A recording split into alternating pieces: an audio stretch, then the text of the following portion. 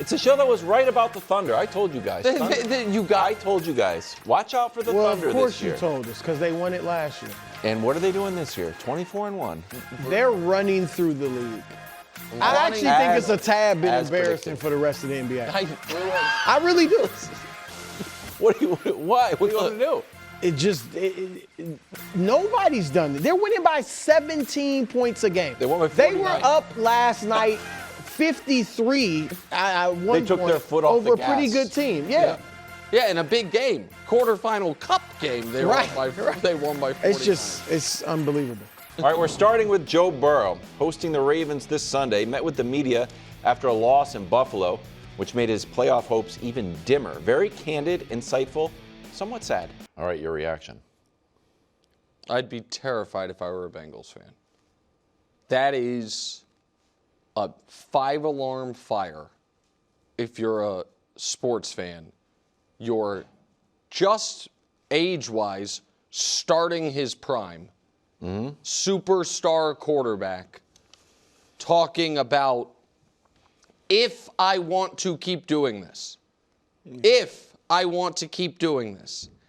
and I was thinking about it this morning because there's, is this a Andrew Luck type of thing where it's like, man, I'm just too beat up? Or is it more about being beaten down in relation to the franchise and everything that has gone into it? Which is why I would be doubly terrified if I were a Cincinnati Bengals fan, because unless I am forgetting, there is only one instance in my adult or even young life of a star quarterback in the prime of his career saying, you know what, I've just had enough. And it was the number 1 pick for the Cincinnati Bengals, Carson Palmer, who after 8 years with the franchise, this has been 6, was like, you know what, I'm not having fun playing football anymore.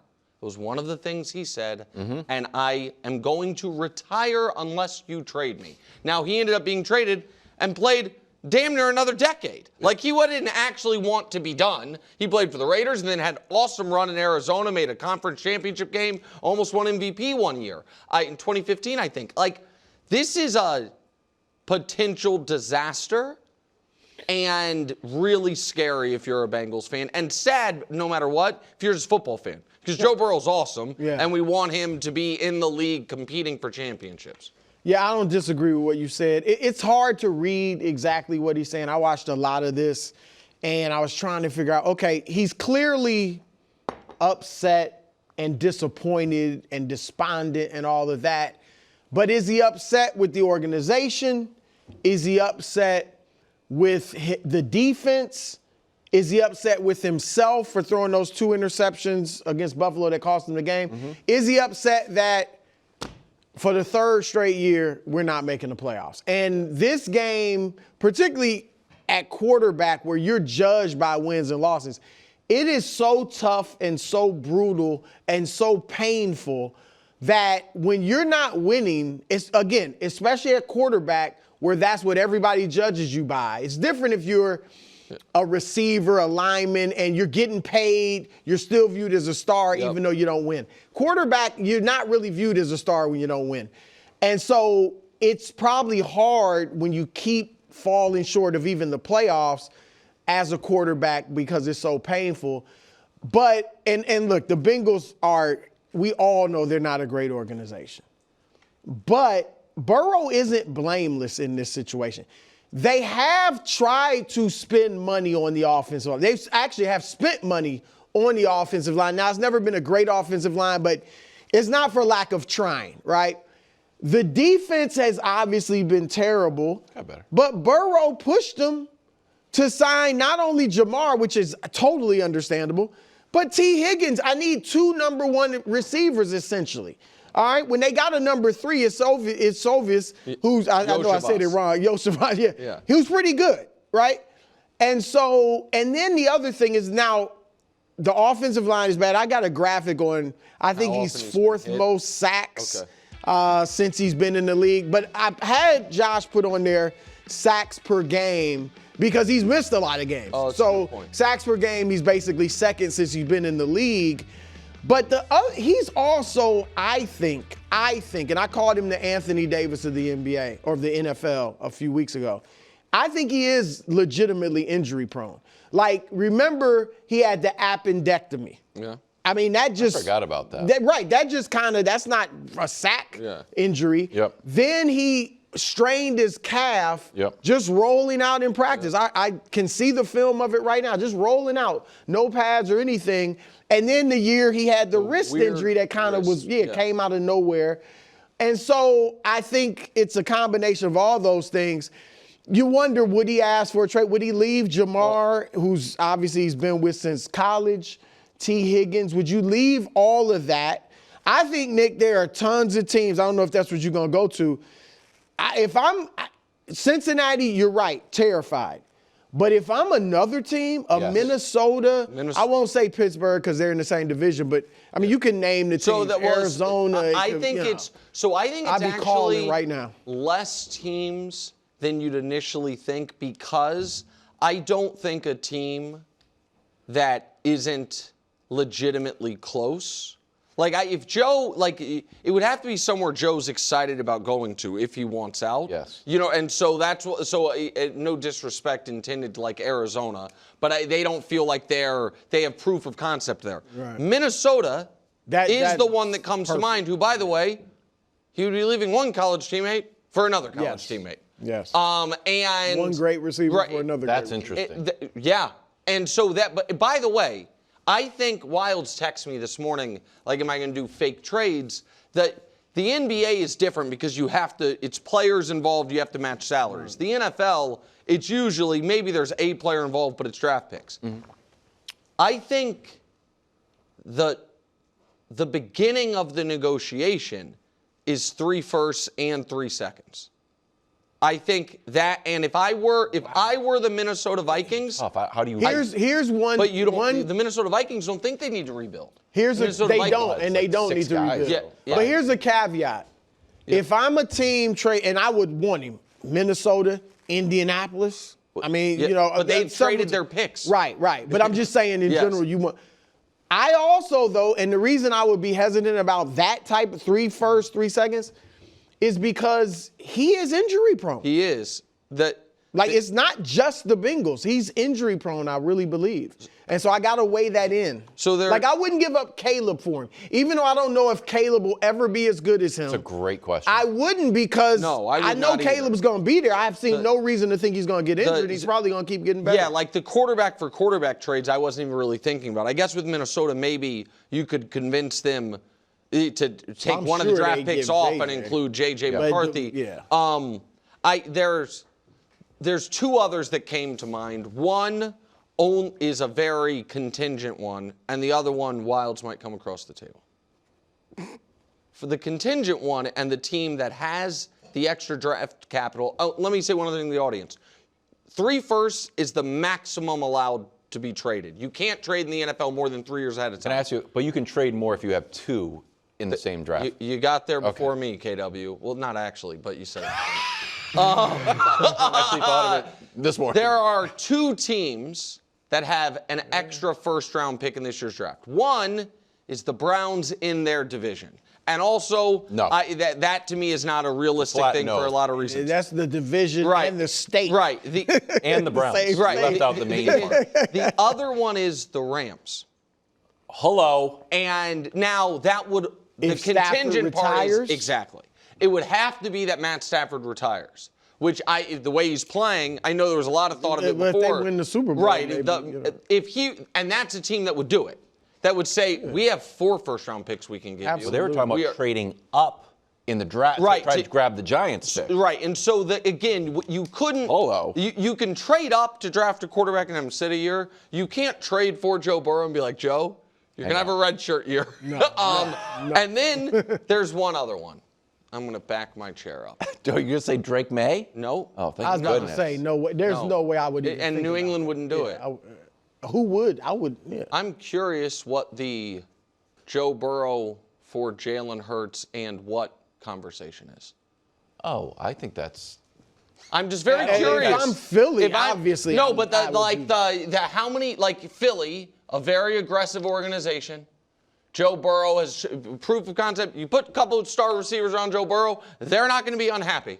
They're going to be very, and so, great offensive line, great off, usually. and now I think Philly, and I think even you would concede at this point, would have to attach some draft capital to that, but not something insane. Like you're trading a younger, more durable, in my opinion, not as good, but he's the Super Bowl champion, quarterback. Like that to me is an interesting one. And Cincinnati can feel like we just paid these receivers, we're not taking some big step back. That's really interesting. Like because look, I think Joe Burrow is better than Jalen Hurts as much as I like Hurts. But and I would probably do it if I'm Philly, if I could do it.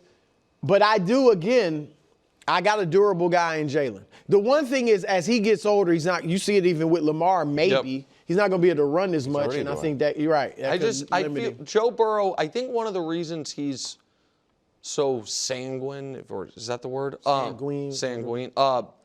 If you're Joe Burrow, your first year in the league, you're playing well. You're number one pick. Get your knee blown out. Okay. Year 2, you are in the Super Bowl with the ball, with a chance. I'm going to be the Super Bowl champion year 2. Yeah. Year 3, you're in the AFC Championship game with the ball, tie game. I'm about to be the universally accepted best quarterback in the league. I'm going to go back-to-back Super Bowls. I will have owned Mahomes. And Chris Jones sacks you. Very similar play, oddly, to the way the Super Bowl ended. A guy got a quick pressure, and in the Super Bowl, he had to throw it away, but he threw it, and Chris Jones gets him. That's year 2 and 3. I'm in the Super Bowl, chance to win it. I'm in the AFC Championship game, chance to go back. Year 4, no playoffs hurt. Year 5, no playoffs. Year 6, no playoffs. And it's like, man, like it's not as fun. I was playing in nothing but the biggest games and performing in those spots. Yeah. That's all I knew, and now I've just been in the wilderness, so to speak. Into the league with a championship. Yeah, that's right. Undefeated, with a cigar, like I'm the best, immediately to the Super Bowl. Yeah. Real quick, and then we'll move on, Dustin, I'll promise you. The only quarterback that I think belongs in this conversation that I just wanted to bring up, and it's going to sound weird, is Phillip Rivers. And the reason I want to bring up Phillip Rivers is, and why I think it's a 5-alarm fire for the Bengals, man, that love of the game and fun burns so hot. Like, I'm 44, I get a chance to play, I'm out there. What about Flacco? And Flacco. Yeah. So to see a guy in his prime kind of give the opposite message, this should be all hands on deck in the Bengals organization, which I wonder if it's going to be. Yeah. And what sort of message that will send to Joe Burrow. This should be worse than, if you sprain your ankle, you got 50 people down taping it up, giving all sorts of stuff. But if you say, hey, you know what, I'm kind of unhappy here, who's going to go visit Joe Burrow, if anybody, besides Sean McVay? Hey, how's it going? Okay. Patrick Mahomes at home against the Chargers. Needs this game if he wants to keep his playoff streak alive. Okay. What would missing the playoffs mean for Patrick Mahomes? Well, obviously, Mahomes has been rightly so in the GOAT conversation. And that's when you get to that level, you're nitpicking. But I do think that's where this would hurt him.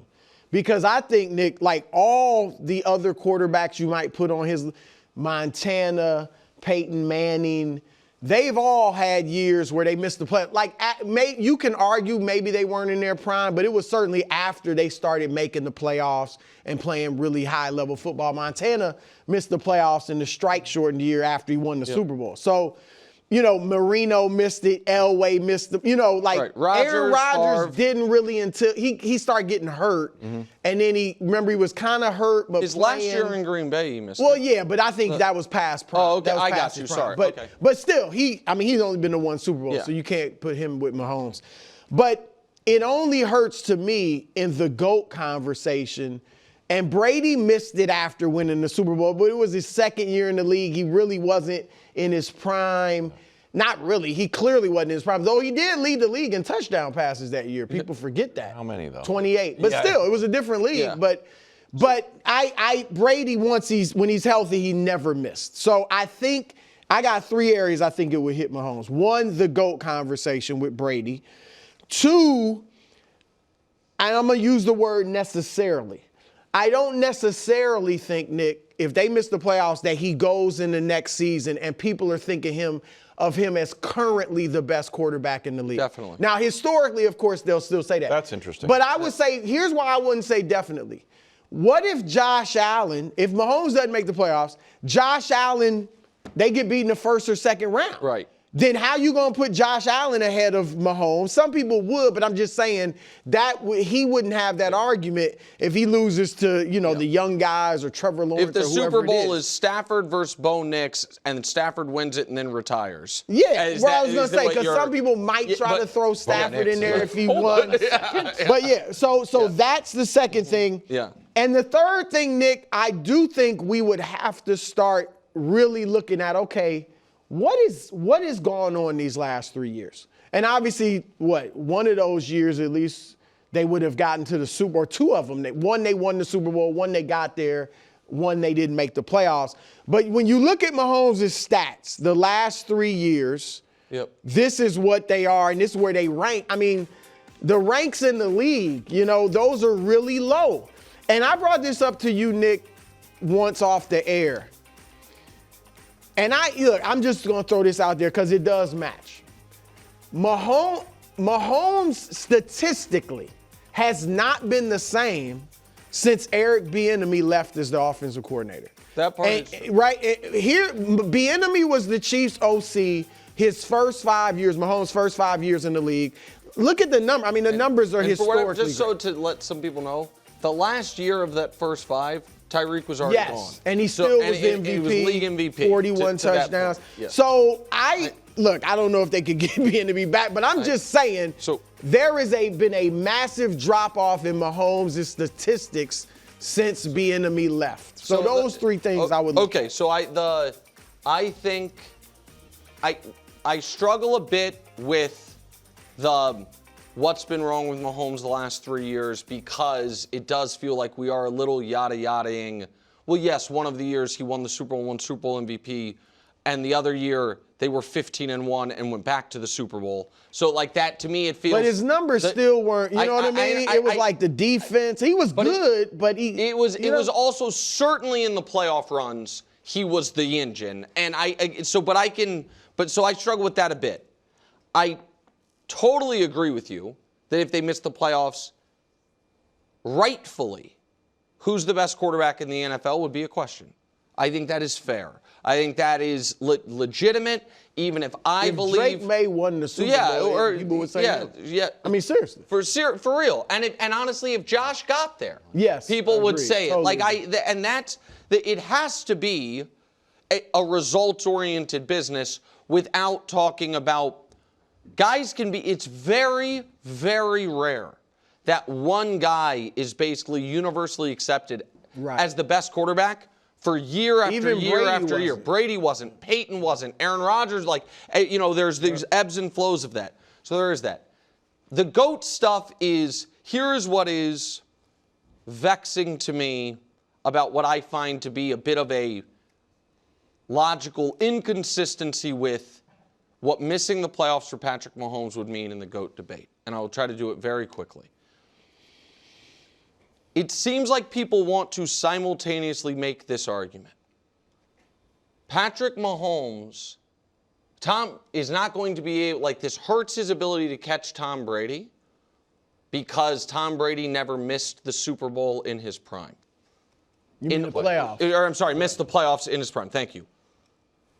In order to catch Tom Brady, he needs to get 6 or 7 Super Bowls. But wait, Tom Brady missed the playoffs in between Super Bowls 1 and 2. Well, but that wasn't really Tom Brady. That's true, though. Right. You would agree. And so to me, those 2 things seem to be in a bit of conflict. Like in this regard, KW, it is what we're saying is because Patrick was instantly good. Yeah. That is now a mark against him in the did you ever miss the playoffs while you were a championship caliber team? It's like, well, yes, and that hurts Patrick, but when Tom did it, it's unfair to bring up. And again, so here's what I would say about the GOAT debate. I think it is inarguable, through 8 years as a starter, Patrick has the more impressive resume. And we can show it, but this doesn't really help Patrick as much as one would like. So if we show it, and this is assuming he misses the playoffs. Patrick has more wins, more MVPs, more playoff wins, same Super Bowl wins, one more Super Bowl appearance, one more Super Bowl MVP. The missed playoffs, the 2 for Tom, 1 is the year he blew out his ACL. I'm not using it against him. It's just your first 8 years playing what the ledger reads. I wouldn't even put that one in there. Well, it's just what the ledger reads. Here's why I think it hurts. Because it is very unlikely Patrick plays another 15 years like Tom did. So in order for him to be the GOAT, he doesn't just need to be a little ahead at checkpoints. He needs to be a lot ahead, because then you also have the thing that he'll never be able to get back, which is, you played twice in the playoffs and Tom won both. So there's a lot of things working against him. So the idea that it's disqualifying, it's over. No, it's not disqualifying. I think and I know you're not saying that.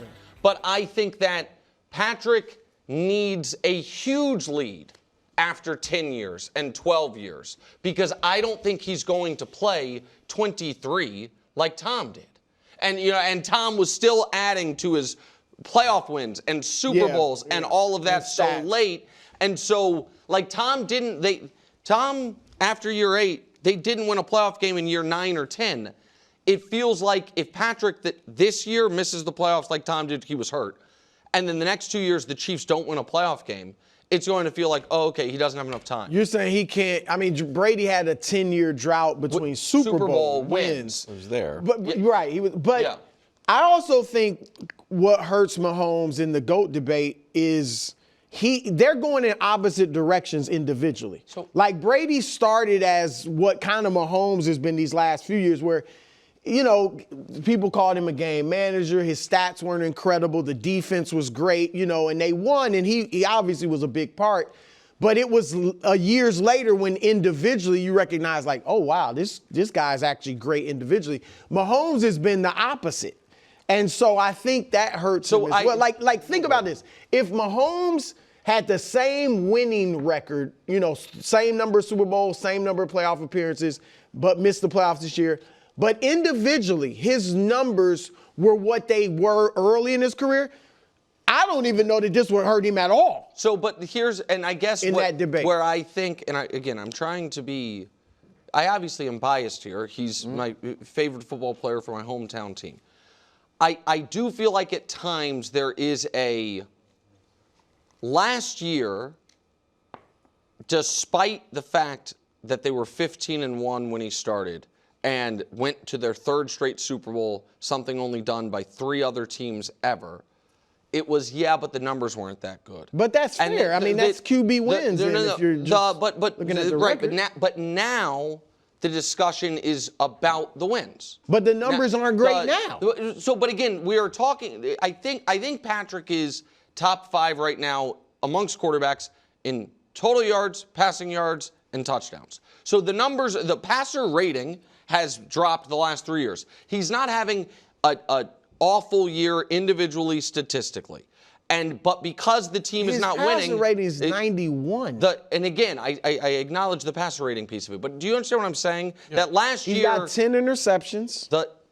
Last year it felt like they were winning, but the stats aren't there. This year the stats to me are clearly better. And they're not winning. Okay. So they're pretty good. It's not Joe Burrow, but they're pretty good. They're pretty good. A 91 passer rating. The passer rating's not good. 10 interceptions. There's only a couple of guys with more. Yeah. Bears hosting Shedeur Sanders. Coaches here. Budless. Brewer already said that he expects the legendary rookie, just his nickname, not necessarily, to outplay Caleb. Ben Johnson obviously not going that far, but he is giving Shedeur some compliments. Ben Johnson loves him. What are your expectations this week, bro? You guarantee he outplays him. I would love to see him come close to what he did last week. I'm not expecting that. It'd be great to see, but I'm not expecting that. I think, Coach, this week in Cleveland, I bet the entire focus is don't turn the ball over. Because Chicago's defense isn't great, but they lead the league in interceptions. They lead the league in takeaways. So I do think if Shedeur cannot turn, like if he can avoid multiple turnovers, if he has one interception, okay, but multiple turnovers, then I think he'll have a good to very good game. I do think he'll have a better game than Caleb. Caleb's facing a much tougher defense. More pressure is on Caleb as far as their playoff, race and things like that. And I wonder, Coach, though, is Cleveland just going to really try to, I'm sure they are a lot, but run the ball? Because Chicago's run defense isn't that great. So I bet it's a heavy run. Cleveland's had a pretty good run game. It's a heavy run game. But if they get down, Shedeur might have to throw it. So I expect a good to very good game, and I think he'll outplay Caleb. I think they lose, though. I think the Bears win, but I think Shedeur plays better than Caleb. Yeah, I imagine it's going to look like it usually looks with Shedeur, where he's going to make some plays outside the pocket, where he's running around, he throws it down the field, he'll throw it across his body, he'll hit one, people get excited, it may be a giant play, and then he'll be outside of the pocket and he'll throw it down the field, and that one's probably going to get picked off. And to your point, that's the most dangerous part about Chicago's defense is their ability to actually convert those plays into turnovers. Say the same thing with running around the pocket. He's going to have some nice scrambles where he'll gain some first downs, and then he's going to be sacked. Now, is it going to be 1 sack, 5 sacks, 6 sacks? It could be anywhere in that range, depending on how long he's willing to continue to hold onto the ball. But it's going to be up and down. Chicago does do some creative things defensively, which I imagine could cause some problems for him from a reading the defensive standpoint. But they also have had plenty of holes and plenty of spaces to make big plays. So it'll be more exciting than people think it's going to be. Yeah, I think even if you really believe in Shedeur long term, it would be helpful to pump the brakes on the expectations on a week-to-week basis, which is why my expectations are very low. I think that Jaden last year and CJ the year before, who obviously were far more highly regarded prospects and as good as Shedeur was in college, were more decorated collegiate players as well by a decent margin. Those 2 seasons have made people think, oh yeah, it's common for rookies to string together multiple really good games in a row. Sure. It is not. And Shedeur's, whatever you thought of where he fell in the draft, his draft profile was not of, listen, low ceiling but high floor, pro-ready type of guy who are the types of players that you can put in and maybe they string together a bunch of solid games in a row. It was raw, you know what I mean, going to some of the wow stuff you're talking about, but should be, moldable clay, if you will, and be a work in progress, which is why I think it is so much more likely he has a really, really tough outing than he has another really good game. And so my expectations are low, and that won't mean, oh, okay, he's not the guy. I have skepticism about whether he's the guy or not, but it is for high first-round picks, which I know some people feel Shedeur should have been. That is a regular rookie season. For some the CJ Jaden Daniels years are the outlier years. Like Jackson Dart, when he's been healthy, it's been a week-to-week roller. Beat the Eagles, beat the champs, and then lost to the Saints in embarrassing fashion. Right. It's a week-to-week roller coaster. And so I don't want to. I think there are enough people that there are obviously a lot of people that Brew really believes in Shedeur. There's a lot of very vocal people that believe in Shedeur. And there's a lot of very vocal people, maybe more so on the internet than on TV, that, think he's going to flame out entirely. I don't really put myself in either category, but I'm probably more skeptical than I think the average person. But even with that, so I don't want to pile on, but it's really hard for a rookie quarterback in his 4th start to be excellent, and then his 5th start to be, or 3rd start to be excellent. I don't think, and I'm certainly not saying, I would be shocked if he threw for close to 300 yards or close to what he did. Like, you know what I mean? Like, I'm thinking Caleb So it's more has that you his think Caleb's typical gonna have a bad game. 55% completions, 1 TD pass. You know, like, I think he's pedestrian, and I think Shedeur can be a little better than that. But I'd love to see 300. What I don't understand is, I agree with you that it's going to be up and down for a rookie. Why didn't you give Dylan Gabriel that grace? Every time he talks about, there were no ups, Coach. But every time we talk Nope, about Dylan there were Gabriel, no it wasn't ups. like, hey, you know, it's really hard for a rookie to go up and Well, down. I'm going to tell you. And pontificate on it for 15 minutes about, hey, we may even need to give him the benefit of the doubt if he gets. Listen, I think there's two, But when he had reasons. Dylan Gabriel, was like, We're reaching forget for it, Dylan he's Gabriel. done. If I may just very quickly, Pubs it's in for my two ear, not reasons. too much Dylan One Gabriel is talk. there were no ups to discuss with Dylan Gabriel to that degree, and the other is I did not. He ran a good operation. Listen, I that did was- not I've got to see- cut you off. I'm sorry to our Dylan Gabriel fans. We have to talk about Josh Allen and Drake May.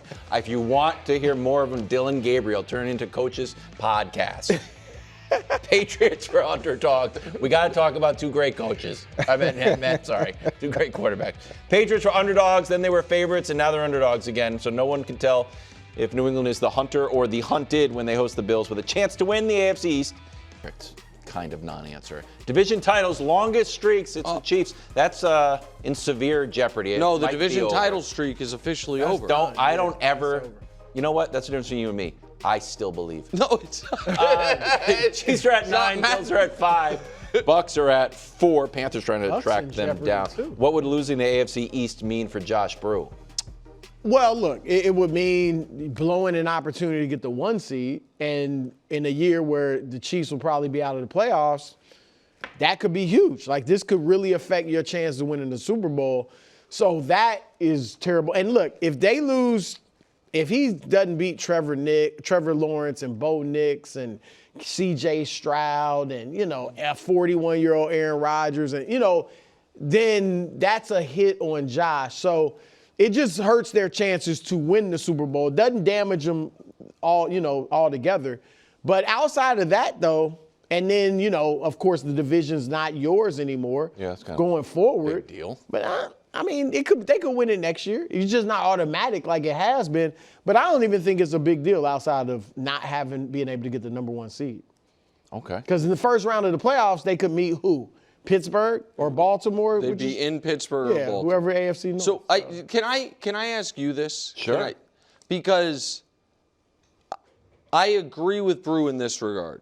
I think it certainly matters in that for this season, their path to a Super Bowl gets considerably harder. Yeah. You likely don't have any home playoff games. In fact, the only way you could have a home playoff game is if you make the conference championship game and the 6 or the 7 seed is also there. So that makes it harder. When there is more pressure on them in the current playoff field, in my opinion, than any team in the AFC to reach a Super Bowl, that got harder. So I think it has real implications for this season. I don't think it means anything definitively moving forward. And that's where I wonder if you differ. Like if you're looking at this is now the Patriots division again officially. Because that's where I think Brew is saying he's not ready to go there. It'll be up in the air next year. Well, I think. Go ahead, Coach. So after we won the first Super Bowl, we lost the division the next year. But all 3 teams, it was us, the Dolphins, and the Jets, were all 9-7. And we split with those teams, but the Jets had a better, whatever the tiebreaker was. And to me, that's different than this situation where Buffalo's on the verge. If this happens, they got swept by New England. And the discrepancy in record is going to be significant. And this is only year 2 of Drake May. And it's a little bit like the little brother, standing up to the big brother and fighting back. And suddenly the whole balance of power is shifted. And it goes from a dominant team like the Bills have been for the past 5 years to it's going to be up in the air every year from now on. That's exactly what I think. Maybe you guys can help me out. I think saying that it's the beginning of the end is too much to say for the Bills. Call it the end of the beginning. The end of the beginning. Nope, not quite right. But it feels to me that the Patriots, and I've said this a few times, would be ahead of schedule. Yes. Where the rebuild is totally, complete, even though we still have cap space and we're going to keep getting better. But stage 1 of the rebuild is complete. We have now taken back the AFC East. And if we're ahead of schedule, it feels like the Bills are officially behind schedule. And so I guess this is where I think and I think I share it with Bruce's pushback would be. I think everything that you've said is true no matter what happens the final 4 weeks. I think that whether or not you guys pull off the sweep and win this week, or if the Bills win this game, win out the rest of the way, and you guys stumble against Baltimore, and I don't even know what the tiebreaker situation then would be, but no matter what, the Patriots are ahead of schedule, and the Bills have a fight on their hands moving forward. I think that is objectively true. Whether or not the Patriots have the upper hand in that fight moving forward, I do not think this game Sunday determines that. You know what I should have asked you? Sure. This is what I would feel like. When the Broncos win, if the Broncos beat you in Arrowhead, and you've lost your streak, but you don't have any Super Bowls, it would feel like, we squandered our opportunity. I think But that it's kind of happening to you, but you have a wall full of pelts and awards. Well, yeah, and I'd feel And you got that same guy sitting there that is great. Yes. Right. I'd feel way worse about the Chiefs right now if Drake May were the Broncos quarterback than Bo Nix. Like, one of the reasons I feel like they have a real, they can retake You also have Patrick Mahomes. Right. No. But the Bills also have Josh Allen. I understand he's one wins all the time and one kind of wins all the time. But so that to me is that part of it. Fair point. That's why I said there's so much pressure on the Bills, because that's about the playoffs. Them squandering the opportunity, yes or no, is determined in the postseason. Thanks for watching. Subscribe here to get more from the show and to check out clips from other shows on FS1.